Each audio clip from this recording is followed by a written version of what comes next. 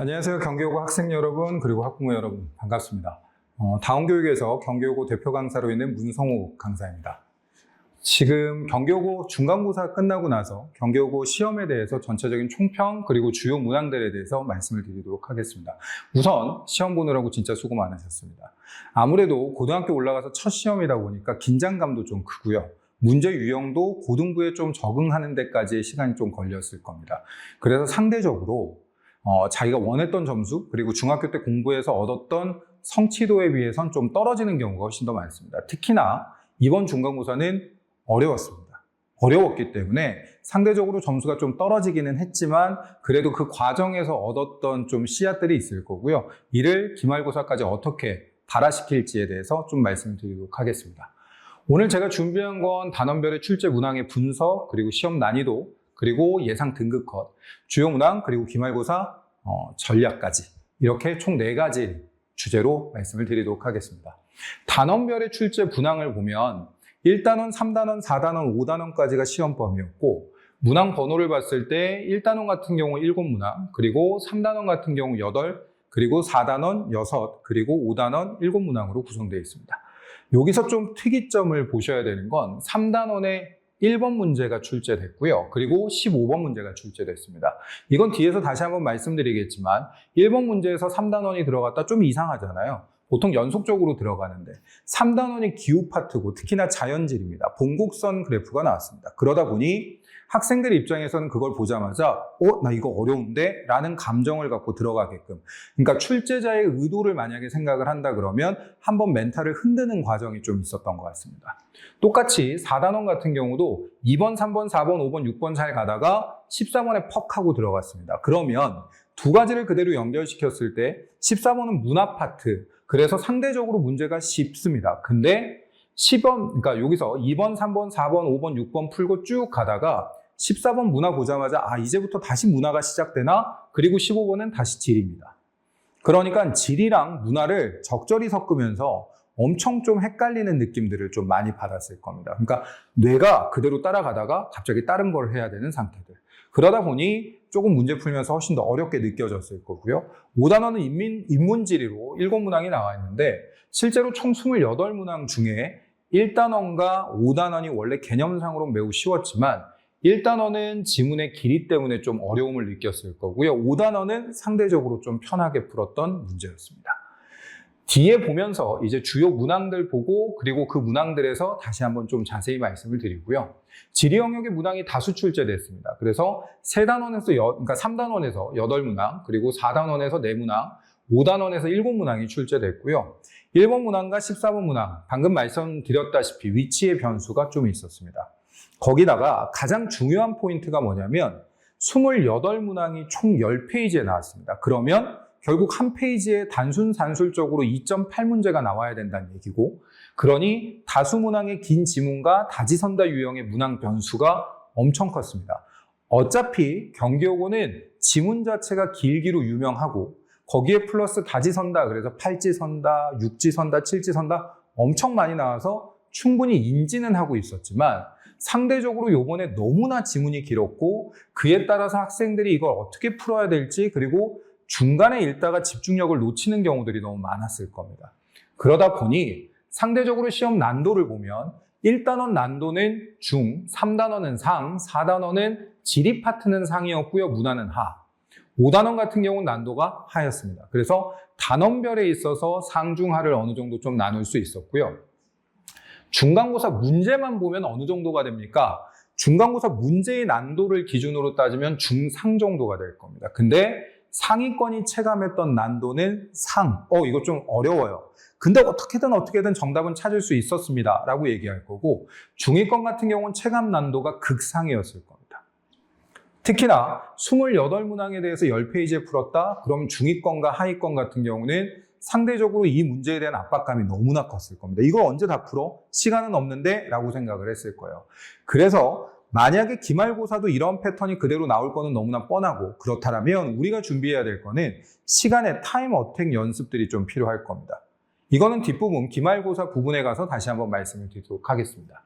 그러면 선생님 예상 등급컷 어느 정도 봅니까? 라고 얘기하면 예상 등급컷이 상대적으로 좀 낮을 거라고 예측을 많이들 하시는 것 같은데 한 가지 생각하셔야 되는 건 문제의 배점을 좀 보셔야 될 겁니다. 4점대의 배점이 있고 3점대의 배점이 있는데 학생들이 생각보다 많이 틀렸던 건 외려 3점대의 문제에서 꽤 많이 틀렸습니다. 분명 4점대에서도 힘들었던 문제는 있지만 3점대의 문제가 많이 틀렸다는 건 1등급 컷은 상대적으로 올라갈 가능성이 크고 양극화처럼 밑에 등급들은 구룩 떨어질 가능성이 되게 클 겁니다.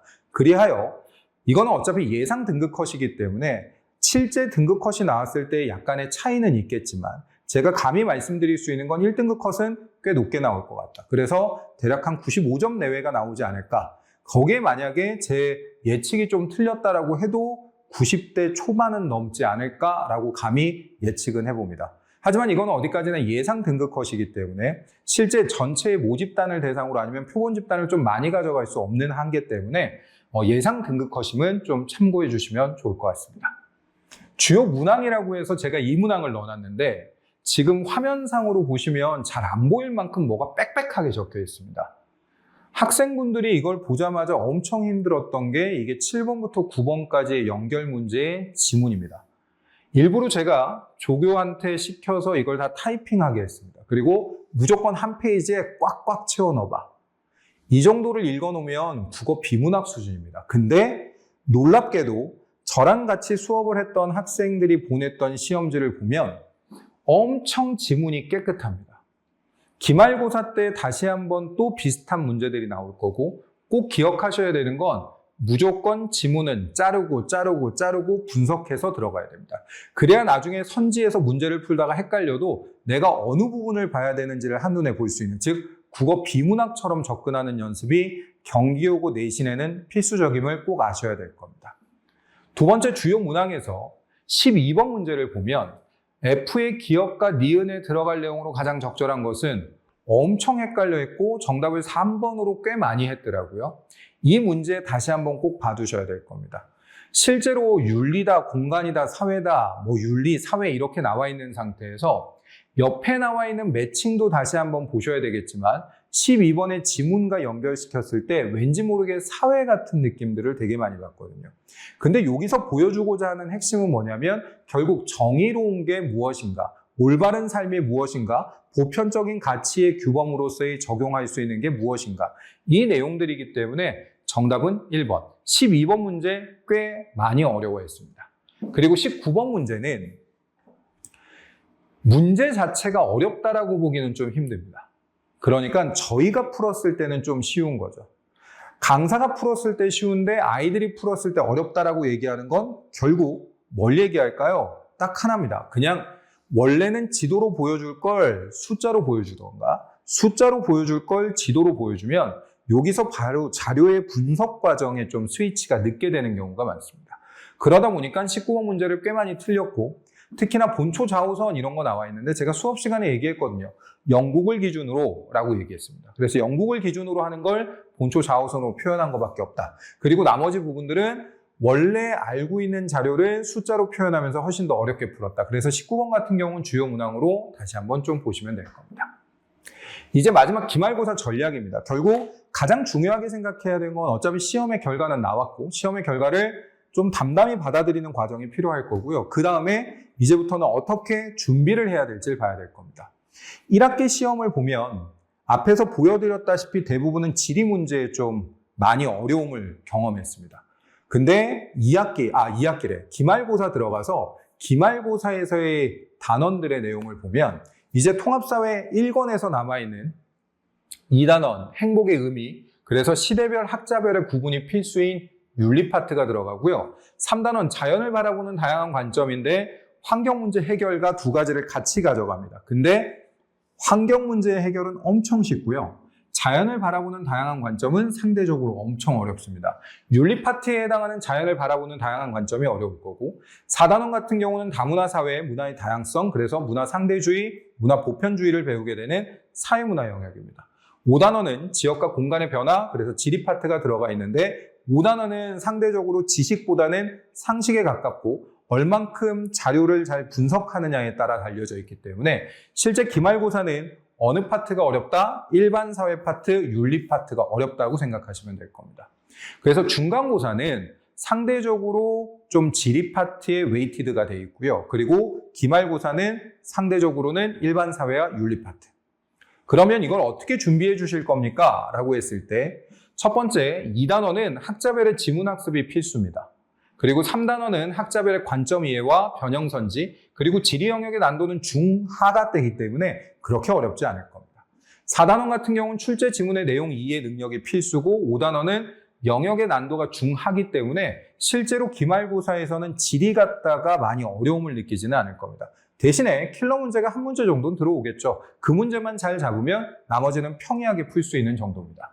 그래서 제가 준비한 과정에 그냥 일부만 보여드리고 제 수업의 특징만 말씀드리면 학생들이 가장 어려워하는 거, 그리고 이 단원을 다른 학교에서 이미 진도를 나갔고 그래서 중간고사를 보는 단원으로 들어가 있으면 제일 어려움을 많이 호소하는 건 학자를 구분하는 겁니다.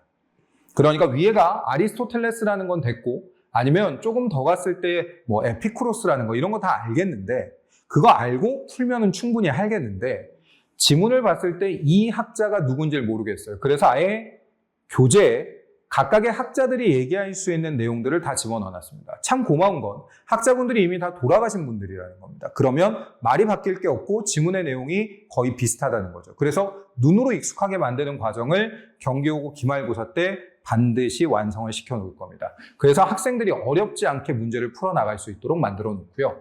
제 수업에 있어서 가장 큰 특징이라고 말하는 게 서답형, 오지선다, 그리고 팔지선다의 테스트가 들어갑니다. 이 다지선다의 문제는 여러 학교가 혜택을 보겠지만 팔지선다까지 나오는 학교는 그렇게 많지 않습니다. 그래서 경기고고 학생들은 상대적으로 이 부분에 있어서 매우 큰 메리트를 느낄 수밖에 없으니 반드시 수업을 잘 따라오시면 좋은 결과가 있을 겁니다. 그래서 문제를 실제로 보면 서답형, 오지선다, 그리고 팔지선다. 그럼 여기서 질문이 들어옵니다. 선생님, 저희는 서답형이 없는데요. 서답형 없죠. 그래서 서답형에서는 기본적인 개념만 담고 있습니다. 서술형이 아니라 단답형의 문제이기 때문에 반드시 알아야 되는 용어들에 대한 암기 과정이라고 생각해 주시면 훨씬 더 편하실 겁니다. 기출문제랑 EBS 변형 모의고사가 과제로 나갑니다. 가장 중요한 건 기출문제, 학교 기출문제는 이번에 중간고사에서 마찬가지고 저랑 다 풀었고요. EBS 변형 모의고사를 나가기 때문에 학생들이 봐야 되는 교재에 변형된, 그래서 실제로 문제로 출제될 가능성이 높은 것들을 많이 과제로 내게 될 겁니다. 그리고 출석 테스트, 숙제관리, 수업 진도는 당연히 일괄적으로 문자 발송이 될 거고요. 그래서 가장 중요하게 생각해야 되는 건 수업을 잘 듣고 잘 정리하고 과제를 잘하고 그리고 관리를 잘 받으면 성적은 나옵니다. 보통 선생님들이 이런 총평을 찍으실 때 이런 문제를 적중했습니다 라고 말씀을 많이 하십니다. 저도 이번에 적중한 문제가 꽤 많습니다. 하지만 그건 따로 말씀드리지 않겠습니다. 왜냐하면 어차피 그건 학생들이 알고 있고 문제를 풀다 보면 이렇게 연습했던 내용이, 이렇게 트레이닝했던 내용이 적용이 이런 결과를 갖고 오는구나 라고 생각할 겁니다.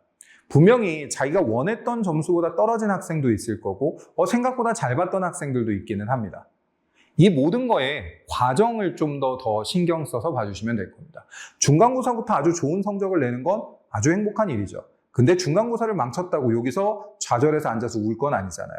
그러니까 우리는 기말고사를 대비해야 될 거고 1, 2주 정도 쉰 다음에 바로 시작하는 기말고사에서 여러분들이 원하는 등급을 만들어내고 그리고 내 새끼들이 받았으면 하는 등급을 그대로 만들어낼 수 있습니다.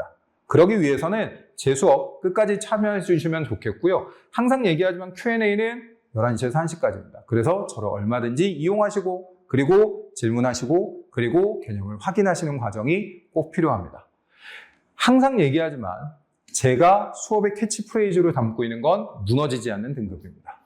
지금 만약에 점수가 떨어져도 더 이상 떨어져서는 안 됩니다. 무너지지 않는 등급이라고 얘기하는 건 그 등급을 그대로 가져가는 게 아니라 거기서 발전적인 방향으로 조금씩 0점 조준을 해나가는 과정입니다. 상대적으로 여고에서 지리 파트가 나오면 좀 어려워하는 건 사실입니다. 그러다 보니까 중간고사의 성적이 조금 휘청휘청했다 하더라도 기말고사 같은 경우는 내가 조금 더 성실하게 자료의 분석보다는 성실함을 요구하는 파트가 많기 때문에 그 부분에 신경 써서 보시면 여러분들한테 반드시 1등급 그리고 만점이 있을 거라고 생각됩니다. 저는 본 수업에서 더욱 알찬 강의로 찾아뵙도록 하고요. 중간고사 저랑 함께 해주셔서 감사하고 그리고 기말고사도 어머님들, 아버님들 그리고 학생분들이 원하는 성적 만들 수 있도록 최선의 노력으로 다가가도록 하겠습니다. 문성욱이었습니다.